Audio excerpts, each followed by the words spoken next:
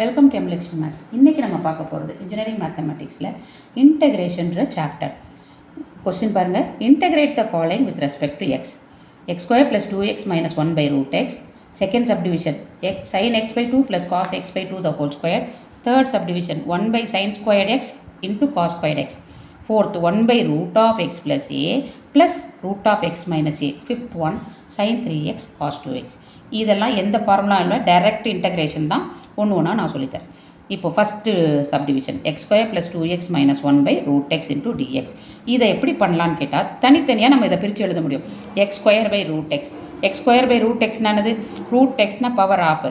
அப்போது x power 2 minus ஹாஃப்னு வரும், அதாவது 3/2. அதே மாதிரி இது பாருங்கள் 2x பை ரூட் எக்ஸ். அப்போது என்னாகும் 2 ரூட் எக்ஸ், அதாவது 2x பவர் ஹாஃப்னு இந்த செகண்ட் டேர்ம் வந்துடும். ஏன்னா டினாமினேட்டர்ஸ் காமன்ன்றதுனால இதை 3 டேர்மாக நம்ம பிரித்து எழுத முடியும்.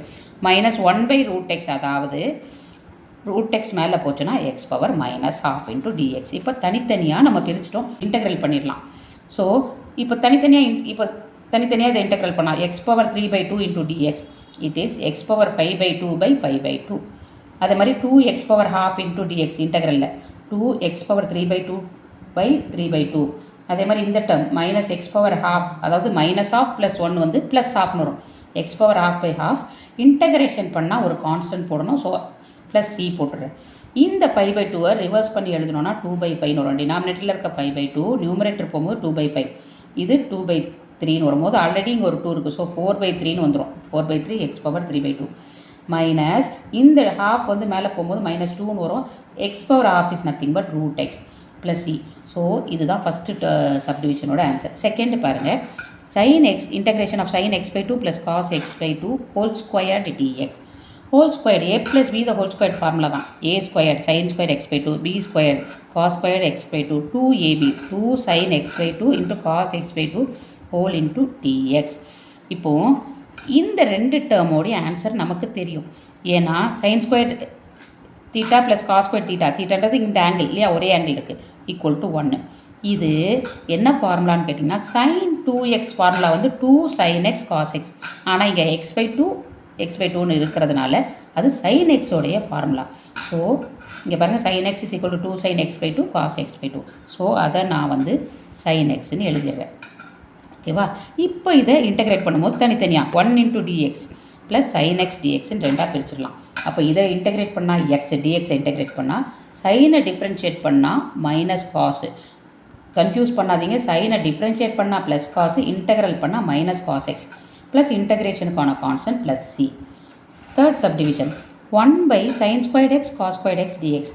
இந்த 1க்கு பதிலாக நம்ம யோசிக்கணும் எப்படி ஃபார்முலாவுக்கு கொண்டு வரணும். இந்த மாதிரி சைன் ஸ்கொயர் காஸ் ஸ்கொயருக்குலாம் ஃபார்முலா கிடையாது இன்டகிரேஷனில். ஸோ நான் என்ன பண்ண போகிறேன், இந்த 1க்கு பதிலாக நான் அந்த ஐடென்டிட்டியை ரீப்ளேஸ் பண்ண போகிறேன். எது sine squared x plus cos squared x. உங்களுக்கு தெரியும் இதோட ஆன்சர் 1 தான், டிஎக்ஸ். இப்போது இந்த denominator common for the 2 terms, அதை தனியாக பிரிக்கிறேன்.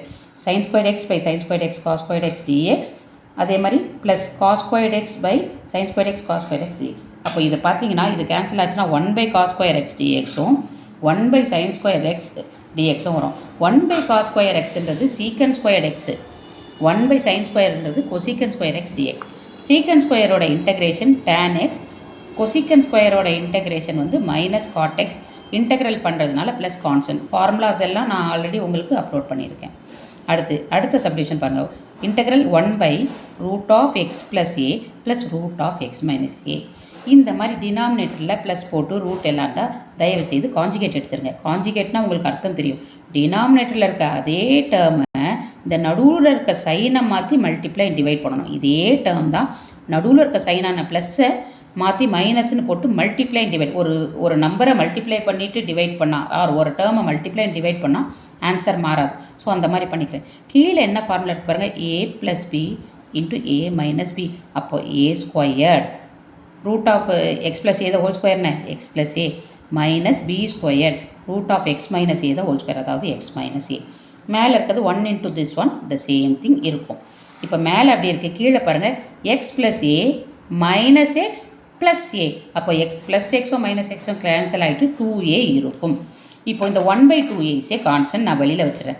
இப்போ இதை மட்டும் நம்ம இன்டகிரேட் பண்ணால் போதும். இதை நான் 2 டேர்மாக பிரிச்சுக்கிறேன். ரூட்டுன்றது என்னது? Power half. இங்கே பாருங்கள், X plus A power half minus X minus A power half DX. இதை இன்டகிரல் ஈஸியாக பண்ணிடலாம். இதுக்கு ஃபார்முலா நான் கொடுத்துருக்கேன்.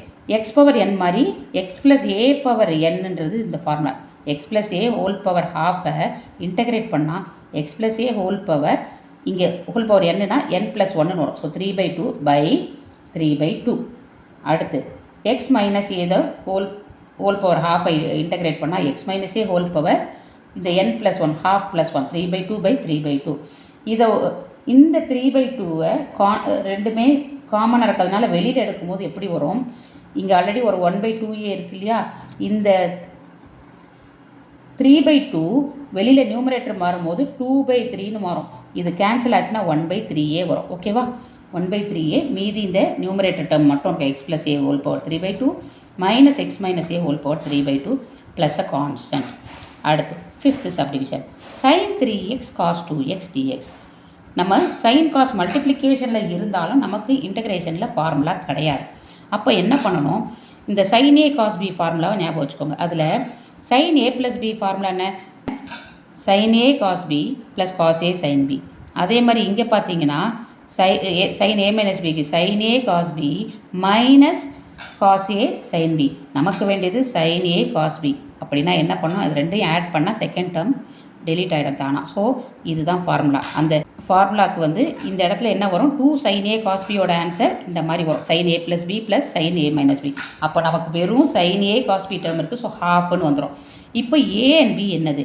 இங்கே பாருங்கள், a ப்ளஸ் b, இது a, இது b. a plus b 3 + 2 is 5x, 3x + 2x. a minus b 3x minus 2x வந்து x. அப்போ இதை எப்படி எழுதியிருக்கேன் நான்? இந்த sin x cos 2x எப்படி எழுதியிருக்கேன்? Half into sin a plus b, இந்த ரெண்டு ஆங்கிளையும் ஆட் பண்ணால் 5x plus sin a minus b sin 3x minus 2x, அதாவது sin x dxன்னு வந்துடும். ஓகேவா? That is equal to half into இதை ரெண்டு இன்டெக்ரலாக பிரிச்சுக்கலாம். sin 5x dx plus sin x dx. உங்களுக்கு தெரியும் சைனோடைய integration minus cos. So sin 5xோட இன்டெக்ரேஷன் மைனஸ் காஸ் 5x. இந்த 5xை வந்து மறுபடியும் டிஃப்ரென்ஷியேட் பண்ணோன்னா அதை கீழே போடணும் இன்டெக்ரேஷனில். நார்மலி டிஃப்ரென்ஷியேஷன்னா இதை டிஃப்ரென்ஷியேட் பண்ணி பக்கத்தில் மல்டிப்ளிகேஷனில் போடுவோம். இன்டெக்ரேஷன்னா இதை இந்த ஆங்கிளை டிஃப்ரென்ஷியேட் பண்ணி கீழே போடுவோம். 5xை டிஃப்ரென்ஷியேட் பண்ணால் 5, அதை கீழே போட்டிருக்கேன். அதே மாதிரி இங்கே sin xை இன்டெகிரேட் பண்ணால் மைனஸ் காஸ் எக்ஸ். இன்டெகிரேஷன் முடிஞ்சாலே ஒரு கான்ஸ்டன்ட் போட்டுக்கணும். ரெண்டுத்துலேயும் நெகட்டிவ் காமனாக இருக்குது. நான் நெகட்டிவை வெளியே எடுத்துகிறேன். Minus of cos 5x/5 plus cos X plus C. That's all. Thank you.